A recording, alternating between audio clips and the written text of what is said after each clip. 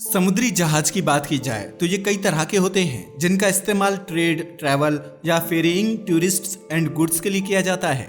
ये अलग अलग प्रकार के होते हैं जो इंसान के जीवन के लिए बेहद उपयोगी होते हैं, चाहे अर्थव्यवस्था को चलाने वाली एनर्जी सप्लाई हो या ह्यूमन बॉडी का फ्यूल यानी भोजन। ज्यादातर का आयात और निर्यात भी इन्हीं जहाजों से होता है, मगर अर्थव्यवस्था की रीढ़ कहे जाने वाले ये समुद्री जहाज कभी कभी दुर्घटनाग्रस्त भी हो जाते हैं। आज हम आपको इन्हीं शिप्स के मोस्ट हॉरिफिक एक्सीडेंट्स के बारे में बताएंगे, जिनके बारे में सुनकर आपके रोंगटे खड़े हो जाएंगे। तो चलिए डिटेल में जानते हैं उन हादसों के बारे में जिन्होंने इंसान को हिलाकर रख दिया था। पहले नंबर पर आता है गोल्डन रे एक्सीडेंट। गोल्डन रे की बात की जाए तो यह एक साउथ कोरियन शिप था जिसका इस्तेमाल कार वगैरह को यूरोप तक भेजने के लिए किया जाता था।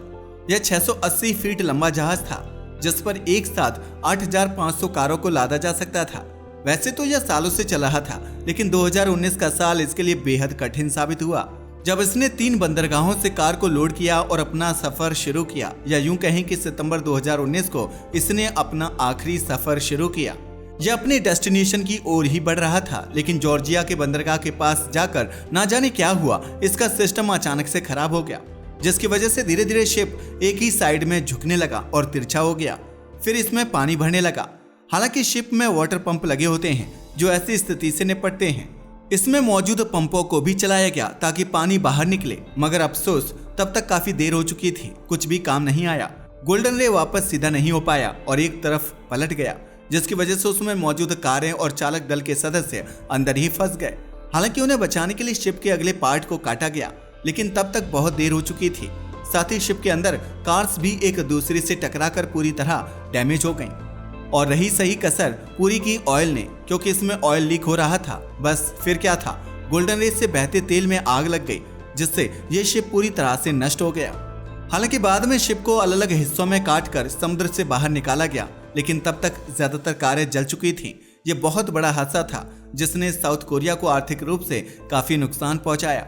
दूसरी घटना है अमेरिका की SS central America ship rack की। यह 280 फीट लंबा साइड व्हीलर स्टीमर जहाज था। 1850 के दशक के दौरान यह मध्य अमेरिका और अमेरिका के पूर्वी हिस्सों के बीच चलता था। यह बेहद इंपॉर्टेंट शिप था।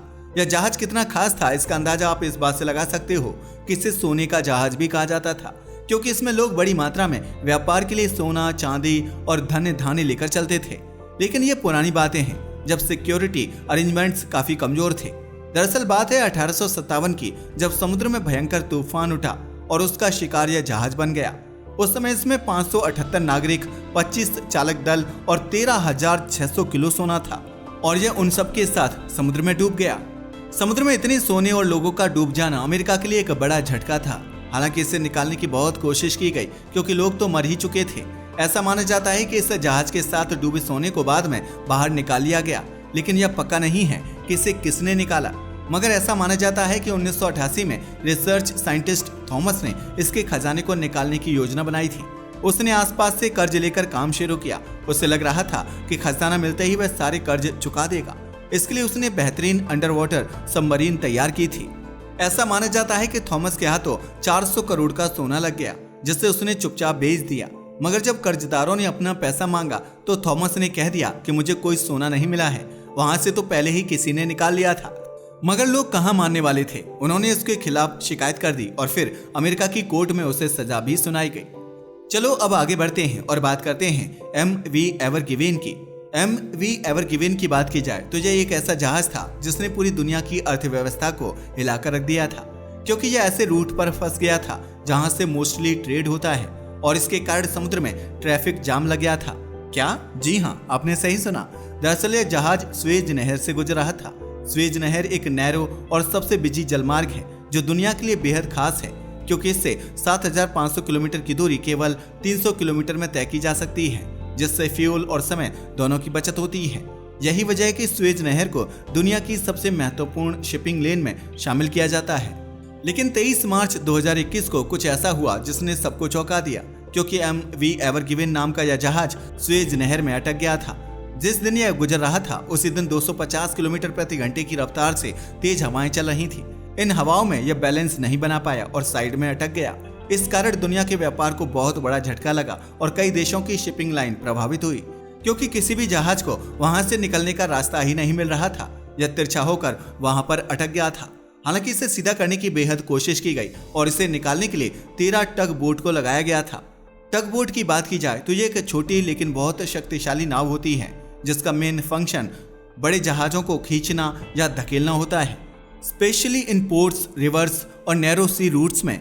टग बोट के मेन फंक्शंस की बात करें तो जब बड़े जहाज बंदरगाह में आते हैं या वहां से निकलते हैं तो वे खुद को आसानी से मोड़ या नियंत्रित नहीं कर पाते और टग बोट उन्हें सुरक्षित दिशा में ले जाने में मदद करती है।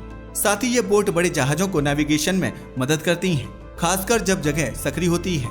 इसके अलावा अगर कोई जहाज खराब हो जाए या डूबने लगे तो टग बोट उसे खींचकर सुरक्षित स्थान पर ले जा सकती है।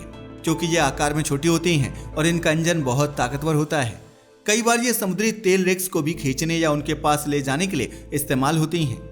लेकिन ये बोट भी इसे निकाल नहीं पा रही थी, मगर फिर जहाज को इनके सहारे लगाकर नीचे से लगभग 25 से 3000 क्यूबिक मीटर रेत को खोदा गया। इतना करने के बावजूद भी बात बनती नजर नहीं आ रही थी, इसलिए लगने लगा कि एवर गिवेन से सामान उतारना पड़ेगा। मगर उससे पहले एक आखिरी कोशिश की गई एंड उसके बाद प्रयास फिर से शुरू हुए और समुद्र में हवा की मूवमेंट और हालात की वजह से एक हफ्ते बाद आखिरकार स्वेज नहर से यह जहाज निकाला जा सका। लेकिन इस देरी की वजह से जहाज के फंसने के कारण 300 से ज्यादा दूसरे जहाजों का रास्ता रुक गया था और ये सभी इंतजार करते रहे, जिससे पूरी दुनिया की अर्थव्यवस्था को काफी नुकसान हुआ। इससे एक ऐसा ट्रैफिक जाम लग गया जैसा हमने पहले कभी नहीं देखा था।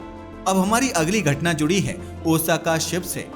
MV होग ओसाका की बात की जाए तो इसका निर्माण 2000 में हुआ था और बाद में इसे होग ऑटो लाइनर्स कंपनी को सौंप दिया गया। यह एक वाहन ढोने वाला जहाज था जिसकी लंबाई लगभग 590 फीट थी और इसमें 2500 से भी ज्यादा वाहन एक साथ लोड किए जा सकते थे।